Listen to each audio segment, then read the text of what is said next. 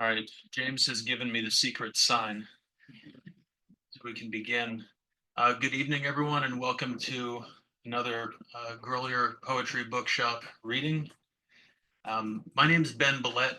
My only qualification for making this introduction is that I tend to skulk around the Grolier a fair amount and shoot the breeze with James. And I know Vincent, sort of. I got to introduce you last time, so I'm excited to be doing it again. So I'm going to introduce the poets, and then Claire is going to read first, followed by Vincent. But the way that I did this intro, I introduced Vincent first and then Claire, so don't let that throw you off. It's all going to work out in the end, and we're going to hear from everyone. Okay, so I'll start with you. Vincent Katz is the author of the poetry collections Broadway for Paul, Southness, Swimming Home, and the book of translations, The Complete Elegies of Sextus Propertius. His current poetry collection, which came out in March of this year from Knopf, is titled Daffodil. Vincent is the editor of Black Mountain College, Experiment in Art. His writing on contemporary art and poetry has appeared in Art in America, the Brooklyn Rail, and the Poetry Project newsletter. He lives in New York City. Vincent's poetry is characterized by a vivid directness that refuses escape into intellectualization or moralism. This creates an overall effect I would call objective empathy. That is, a reclaiming of the capacity for seeing, both simply and generously, a quality of mind sorely needed, I believe, in our current cultural moment. This objective empathy has also been a quality of the feedback that Vincent has so generously given me in my own efforts at writing poetry. Claire Millikin is the author of 10 books of poetry, including her most recent Magicicada, put out by Unicorn Press, and Dolls, put out by Two Leaf Press in 2021. A recipient of the Maine Literary Award, the Charles Simic Prize, Editor's Choice, and Lois Cranston Memorial Prize, Claire teaches art history and American studies for the University of Maine system. And some thoughts on Claire's book. As a clinical psychologist in my day job, I found Claire's Magicicada to be a tour de force on traumatology, how we as humans or insects find ways to survive, and how such processes affect perception itself. And in counterpoint, I think, to Vincent's style, Claire's most recent work is a testament to the unseen, the vastness beyond the visually apparent, and the buried life that shapes how we perceive the surface worlds.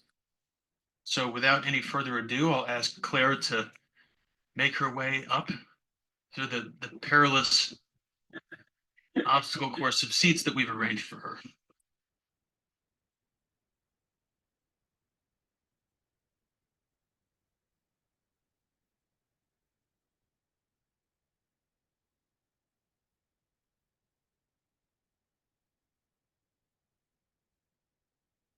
I almost made it without tripping, but okay. Am I going to get electrocuted if I drink water? Will I? I don't know. So, thank you. Can y'all hear me? Is that good? Yeah. Thank you so much to James and Grolier for inviting me, and Vincent for including me in this wonderful reading. I'm really so grateful and so appreciative to be in this August company. And I'll try to kick it off and get you over to Vincent as soon as I can. So I was actually going to open with a poem from Elegies Americana, which is an earlier book of mine that was published. It's the only book of mine that's published in Maine. And it just means Elegy for America. That's what the title means. So this is a really short poem, but it brings us into the world of insects. So you're right. The Elegy for America is short. That's good. I heard someone laughing. I didn't even mean that joke, but yeah. There is a technical word in here called, and I'm probably mispronouncing it, so you're the Latin, but it's photinus, the scientific word for firefly. Yeah, so actually maybe the glasses are worse. Your light gets lost easily in America. vulnerable to pesticides and to luminous pollution. Even the kitchen lamp left on all night as grandfather drinks coffee and remembers the war dead will smother Photinus brilliance. Firefly, fly further and deeper from everything human. Persist as glittering darkness of the order of ghost, not yet a ghost, still a present tense. And that's for fireflies, firebugs, as some call them. Should I tip this at all, or is it working? It's working, okay, okay. So Magicicada is also a scientific word. It's the genus, it's the word for the genus of periodical cicadas. And so I'll open with just reading a little bit from Study Notes on Cicadas, which is the first paragraph of the book. Just so you know what cicadas, unless everyone here is an entomologist, and it's just, which is just fine. I mean, that actually probably is my best following. So, right. Study Notes on Cicadas. The name cicada is borrowed from Latin and is assumed to be onomatopoeic, potentially taken from a lost Mediterranean substrate language. In the United States, as you leave the Northeast and enter the South, you encounter the Magicicada. Magicicada is the genus name for periodical cicadas. They exist nearly the entirety of their lives as burrowing nymphs in the ground, with distinct geographic populations emerging en masse in the spring after recognized periods of either 13 or 17 years. At that point, they survive a few weeks above ground. So that's the life of the Magicicada. And if y'all haven't heard them, because in the north there are cicadas, but not the Magicicada, so you don't get like these huge immersion of broods all at once, but the sound that they make is really quite extraordinary when you have, if you've been in the South or actually in the Midwest, it's very, very loud, like a motor kind of was turned on in the sky. Yeah, or like the thing, right, exactly. Louder and different from that. It's beautiful, it's a beautiful sound. This is called Cicadas Live Underground in Cycles of Primes, so prime numbers. Cicadas live underground in cycles of primes. Because we can only save our own souls, cicadas burrow underground in cycles of years that are always prime numbers. Were they to deviate from prime sequences, the hordes of cicadas rising at once would overwhelm their habitat, crescendos draining the juice of forest. Prime numbers patterned rarity protects the place where night and time settle their differences, touching down in golden sleep.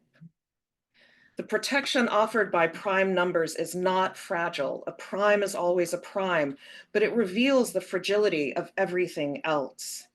Stilt grass and creeping red, oaks, willows, maples. Without the prime sequences, cicadas would devour their house. And in this, they are like and not like us. Rising on stilts of light, they shed their hunger where ours is endless. My parents used to tell this story how in infancy, I was abducted by a neighbor, deranged with grief for her lost child. The ending of the story always vague, unclear how long I was gone, how they retrieved me. At last I came to believe it was a parable, my mother inconsolable in her brutal marriage to a man all admired. We are the ghosts of primes. That's the poem. Okay, little meditation on prime numbers. The book is also about juvenile solitary confinement. That's sort of the metaphor of burial and arising. And so this poem is more about that. It's called Truant, my double, and a truant is a child or a young person who doesn't go to school. Truant, my double. Call her Kay to shelter her privacy, wherever she is now. Before we met, she'd hid out in Pinewood, smoking pot, skipping school, where I'd merely walked away from my father. It all equaled out. We understood each other, both counted as truants. She said, when we get out, we'll go to school, of course, but I heard she went straight back to the woods. Then I lost the trail of her. For me, it took longer, but now, years later, my trail also goes cold. With truants, it goes deeper, an orchard compared to eating the apple. A defunct orchard reddening in September, trees scarred by cicadas, and neither of us had a home, only parents who pretended we were sacred when the apples fell. The world loses the trail of us, windfall, lush sweetness of what they consider trash, hiding out, allowing the school bus to vanish, listening to the glistening last cicadas. So that's stretching it a bit. They usually die before the fall, but I had to get my poem in. No, I'm teasing. And let's see, I don't know what I'm doing for time. This one is called Sucker, which I think my ghost of a Southern accent prevents me from pronouncing. S-U-C-C-O-R, that kind of S-U-C-C-O-R. Before summer solstice, the Magicicada crawl from dirt into trees. Shedding their exoskeletons, they find house in branches. Then their voices strum the acres, syncopating timble by timble, a chorus deeper than crickets, locusts, katydids, cicada wings, fan hollow ribs, like wires plucked 1,000,000 times. For the body to become musical instrument, the entire self a throat, for each note to be two notes and two more, multiplied until the sky bears a golden corrugated curve of sound. You don't spend 17 years buried without the need to sing afterwards. You don't spend 77 days in solitary confinement at age 14 without the need to say, this is what it was, your 15th birthday in solitary's hard human sky, where you learn to sing without a congregation. Cicadas sing in congregations. I should have mentioned that, but yeah, so that's that poem. I'll do one more from this book and then a couple new ones and then kind of see where we are. This one is actually about horses. I've written a lot about animals. I have another book called State Fair Animals. I like animals. The Eternal Horses. The horses run with bits in their mouths. Then snow jerks their memory of rains and bit, and they scare, terrified of disintegrations. In New Haven, the eternal horses run next to the ocean. It's not pretty with all that pollution. What is real? Piano lessons for Pentecostal music. I play still. And yeah, so here are a couple new poems. And if I'm getting through this too fast, we can always go back to Magicicada and its dark work. But these are also animal poems. And the first one is called The Year I Was a Horse. The year I was a horse. Like a man telling you your bad dreams are your own fault. The year I was a horse, I got stronger. And men watched me the way they watch strong animals. In bad dreams, I took the medicine they gave because training and breaking a horse are synonyms. And I was searching for a line, a path or doorway to believe again in human voices, human excuses in the darkness of their houses. As a horse, I couldn't ask for explanations and couldn't weep. Mourning was impossible while keeping moving. No one wants a horse to stop when they need to keep riding. Still, I craved running, the only way to stay calm, mending back sky and earth. Clouds dividing heaven and hell, frame by frame. A horse sees differently from a human. On two sides, prey, not predator. The gravity of human longing terrified me. The way they need to sit astride you, tell you how fast by whipping, as if you didn't know the turn through the forest, the field past the city, snow spilling its sharp flowers. I bent to it, haltered, bit my tongue, standing in the dark house, sleepless. It wasn't a choice to become a horse, Only with each further question I acquiesced until the rider's weight changed me, and I spooked at snow's shadows, and nothing anyone could say would ease the speed of my heart. And this is more horses. I don't know, it's probably a mistake to read new poems. But here we are. This is called Winter Horses. It's like, unlike Magicicada, you don't need to know etymology to understand this poem, so that's an advantage. Horses spook in snow, the underspeech of lucid shadows. In a field behind a motel in America, owned by immigrants who fear for their lives and politely serve flag-clad motorcyclists continental breakfasts looking the other way.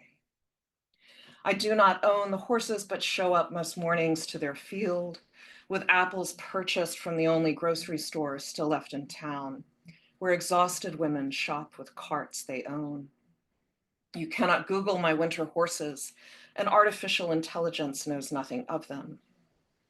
The horses carry the injustice of being set aside because of having been violated. Horses in winter, ride them when I must, walk beside them when I can, and snow settles the distances of vision, seaming the mountains to sky. I feed them apples sweet and dormant from Argentina, where the seasons opposite ours, but dictatorships we have in common, theirs gone, ours arriving. I stitch my jeans and sweaters back, find myself in the gaps, ask the horses nothing. They answer by moving through snow as shadows trace the material world. Early hawthorn and sumac open, their blood buds, and deer shimmer near.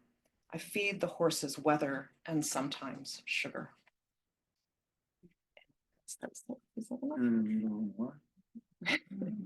I'll just read the last poem from Magicicada. Yeah. And then does that give you enough time?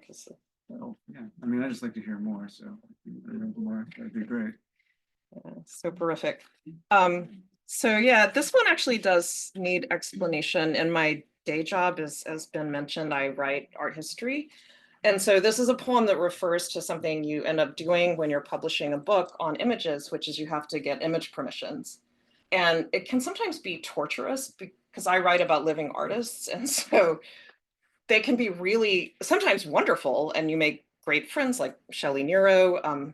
So just put a plug in there for everything Shelley Nero has ever created. She's a Mohawk visual artist, originally from New York, but up in Canada now. And sometimes they're really difficult people. So permissions is the center word here, and it's called votive. Votive. I seek reprint permissions for the fields, the shattered earth that once held the crossing from Glenwood Grammar School to Glen Lennox Shopping Mall, where mother purchased for me a wedding trousseau of seraphim and filigree. Christ hid in the frozen trees, and the boys were playing football rough without coats, their cries like disciples or angels.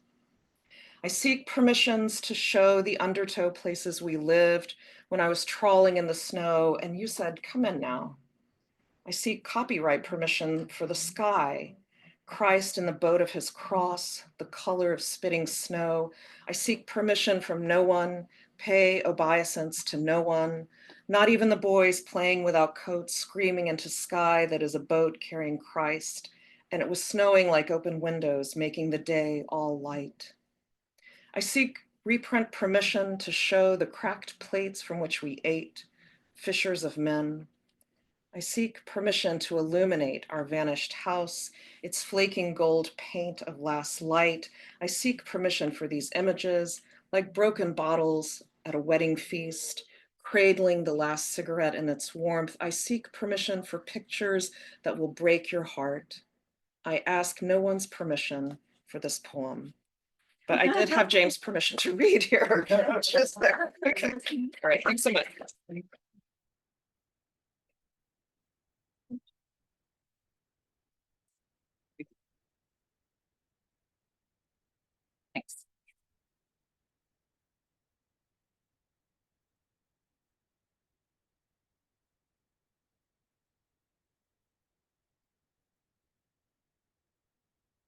Thank you, Claire, for that reading.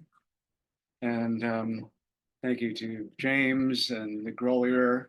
Happy to be here. I think this is my third time reading here over a period of years, and thanks to all of you for coming and joining us tonight. I'm just going to read from my new book, Daffodil. And these poems were all written during the period, well, not all actually, but most of them were written during the period 2020 to 2023. And this book, in a way, I mean, it follows on, obviously, but it's a little different from my previous book, Broadway for Paul. And those poems were written in the wake of the first Trump election.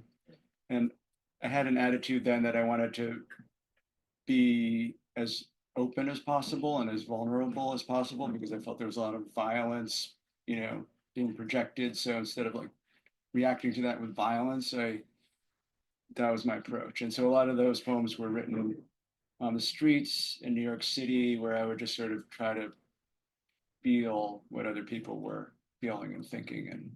And also I tried to make my language as stripped down as possible and without artifice and without, I mean, there is artifice, but not overtly. And also, not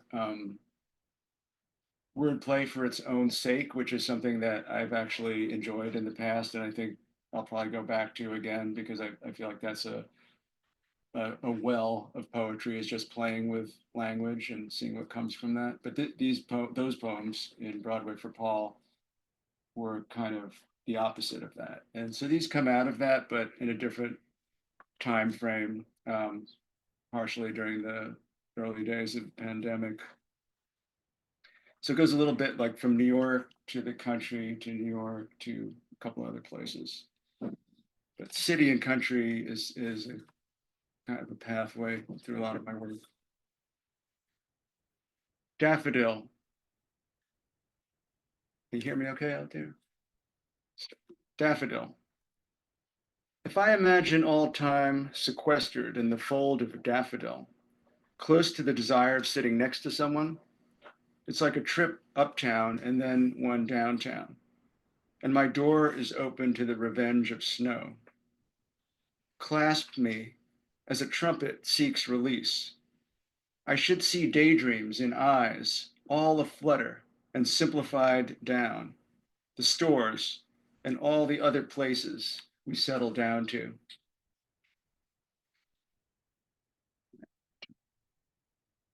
Pulling out. Next stop, West Haven. We're pulling out in 2 minutes. We are leaving behind. We are going forward. Was something said? What was imagined? What projected? And then the reality, always better, sharper, putting the day, the trees into relief, giving relief, ultimately, in a world of opportunities. A memory of youth. When I have the time in my head, I can see the floor, those patches, strips I've looked at all my life. Suddenly can focus there and on the floor beyond. Also lilies and maple outside my window. This room I grew in, thought and planned and wrote in. What did I think all those years when in bed, quiet, waiting for sleep, or imagining some world to come?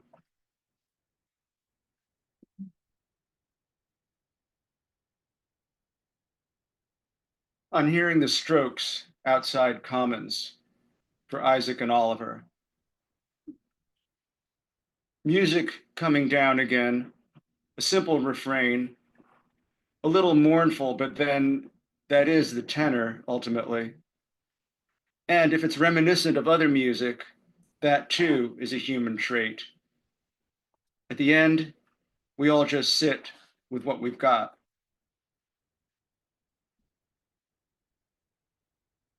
For John, people create lives. Families occur as lives grow, together and with separation. Drums in the park at night, and another music people congregate to, The music's mix and the people walking across in the dark. Rhythm comes out of the dark, bonding people, blending them. Back in the streets, people are walking. There's a slowdown. Is there no mystery, or is there? Something different from what appears. A tendency toward life. There's not darkness. And this one's called Press Hotel Portland. And those of you who know me know that it's probably Portland, Maine. Although I've been to the other Portland, I call it the other Portland.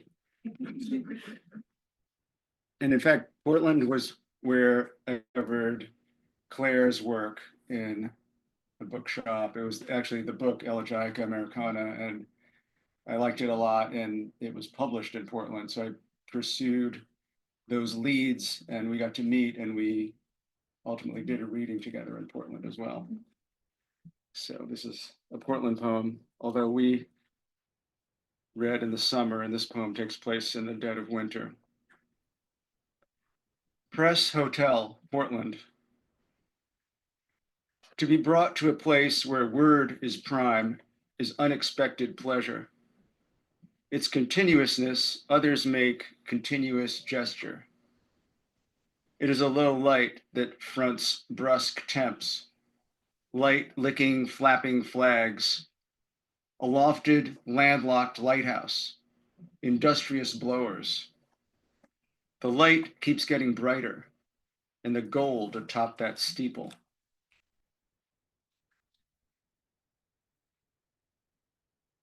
Okay, so this book is in sections, and this next section is called Species. I'll tell you the names of the sections.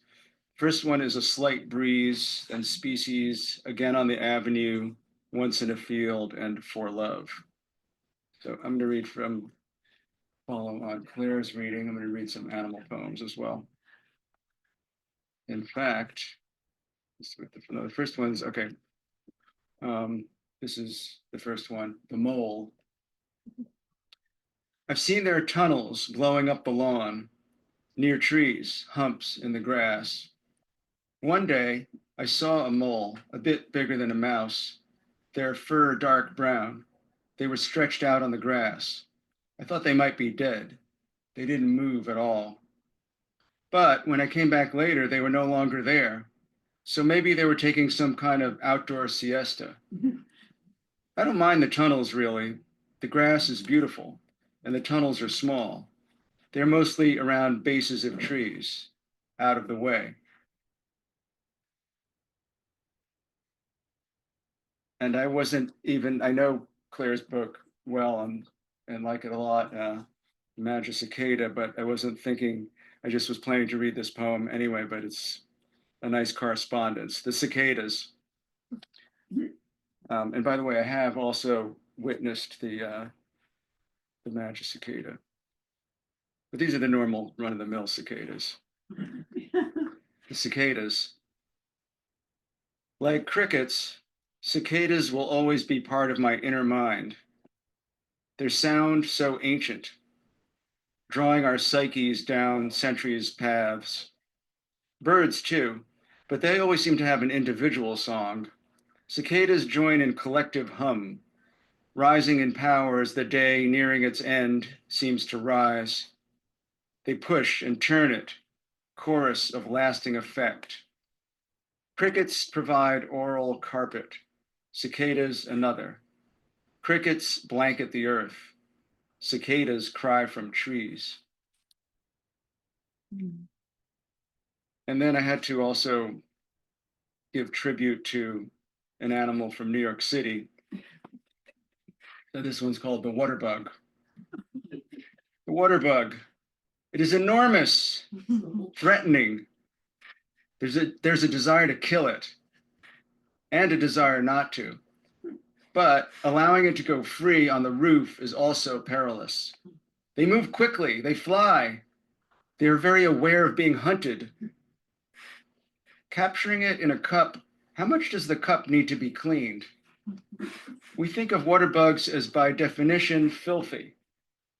But how much of the water bug is actually dirty? Do we really know? And this is a slightly longer poem that's at the end of this section.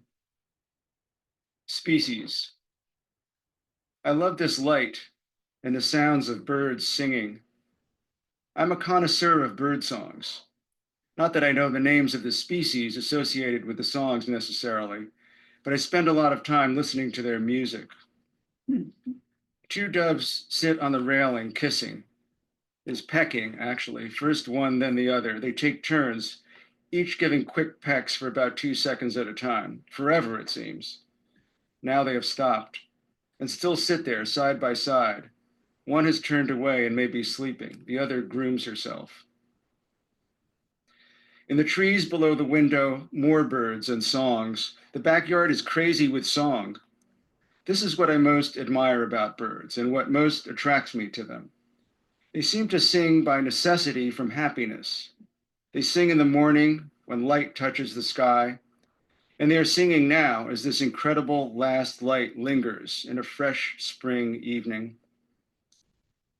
And even here, in the depths of the city, in a backyard shared by several buildings, characteristic rooftops, brick chimneys, tar-papered parapets, stairwell bulkheads, elevator housings, more and more buildings piling up in the distance, the wail of sirens, horns, the clug of trucks, traffic.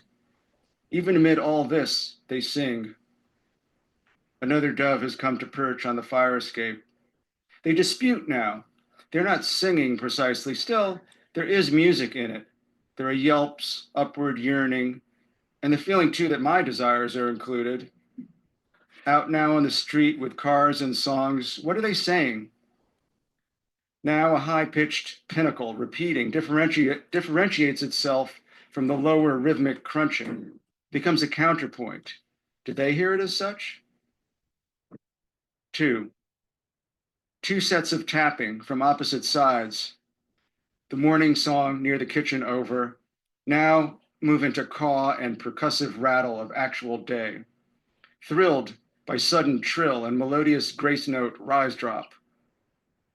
Over tall grass and staggered Queen Anne's lace, two tiny moths pursue each other in circles as though in love. Maybe they are.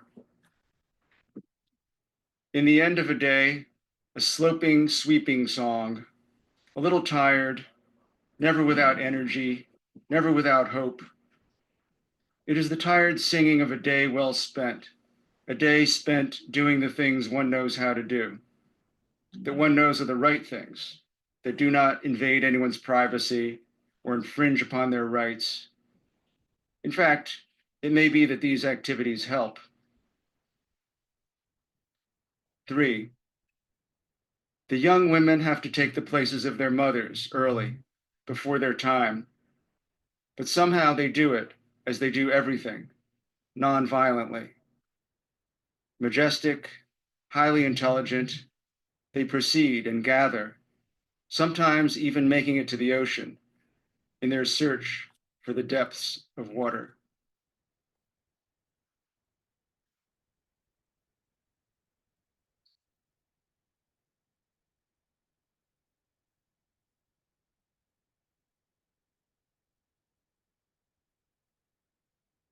This one's called Today's Returns, and it was written on the election, the day that Biden was elected, but it was not known yet what the result would be.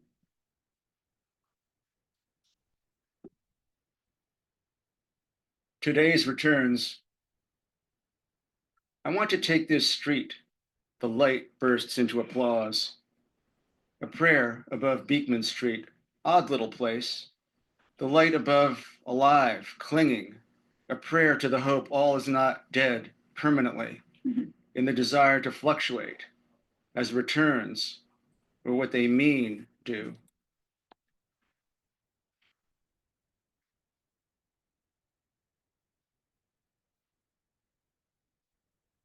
A little light for Ada. I've got a lamp I'm keeping on for the sanity of this country. Not one cloud today, bright blue shatter on branches, a fulsome light. Up, but already going down, shadows stretch these avenues and park facades. Since childhood, with new friendships. Now car ride here and there to doctor. Later, dark already, light still on. I'll see a writer's family on island. Siren night.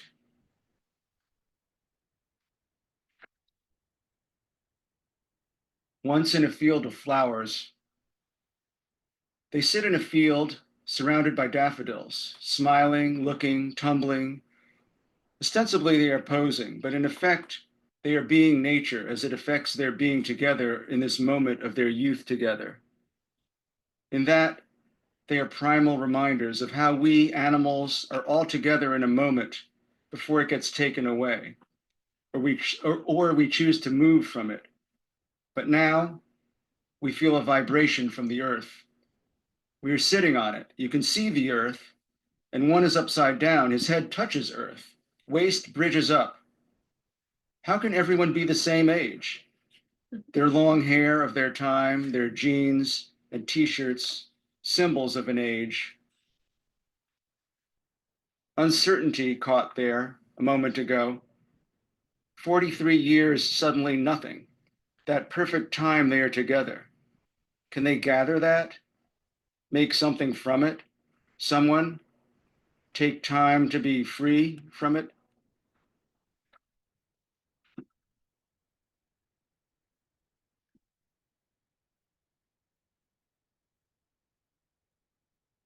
The few poems that were written in Greece, this is one of them.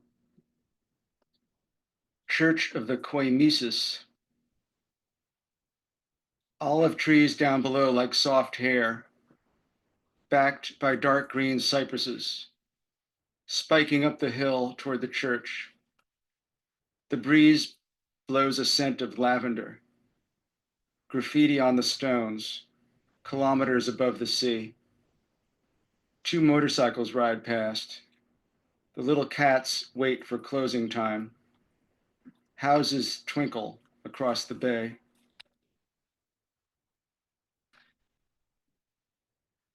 Acropolis.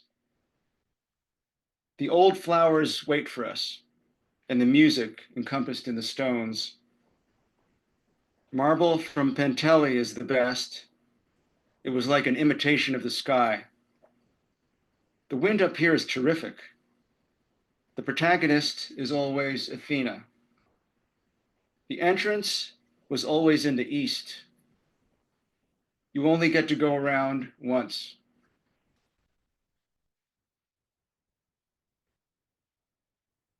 And a main poem here for those of us who have a connection with that place. Lincolnville Motel, 1. 2 overturned wheelbarrows, 2 rakes and a shovel, a panoply of silence, sun coming up above the tree line, a good honest cup of coffee, a selection of books for your perusal, and don't forget the LPs. 2. A pure light, a pure haze, and the air is light. A little cooler than yesterday. Crow caws. Sally, the golden lab, says goodbye to me silently. She knows I'm going, knows I'll be back.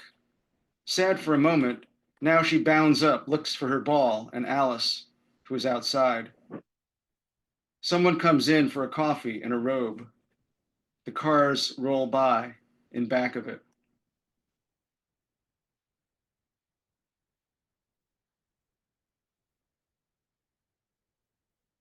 There's a kind of light I want to grasp. There's a kind of light I want to grasp up there above the avenue. And today, is there time for love? 2 people walk by hand in hand. A song one loves is in the air.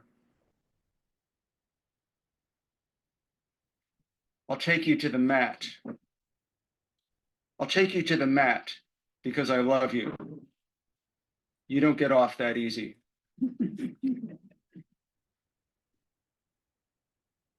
For love. Everybody's looking for love and hopefully finding it.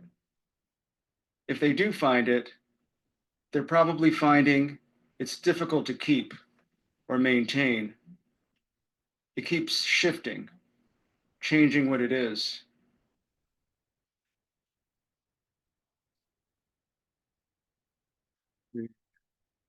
Two more.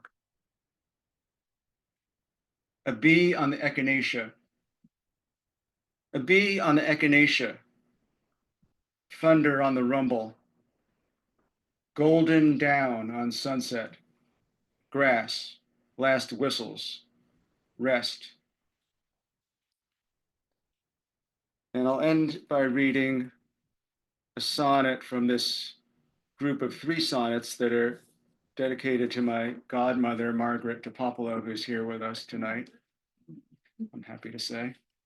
Denizen of the Back Bay, but she made it over here, across the river. Great pleasure. So this is,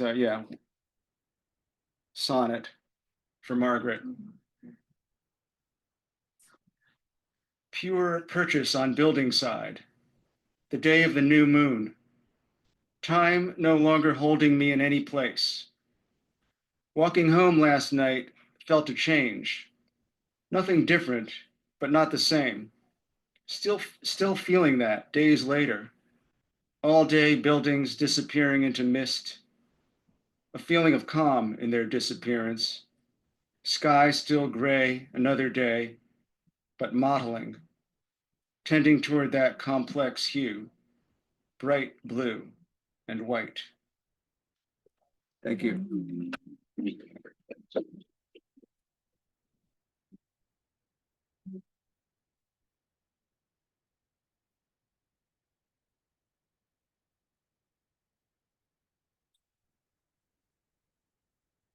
Let's hear it again for Claire and Vincent. Thank you so much.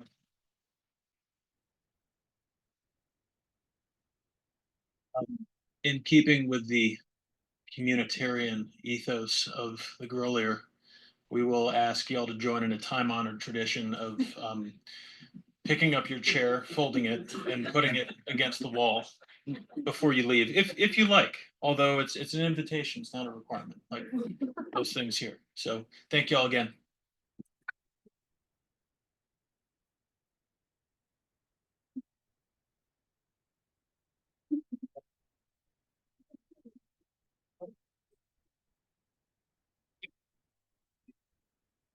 The Matt poem was my favorite. It was very.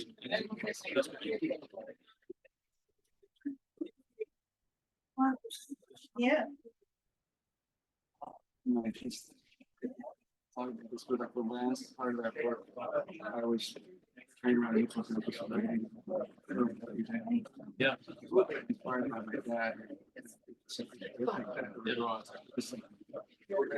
Were you writing like into template and out? Yeah.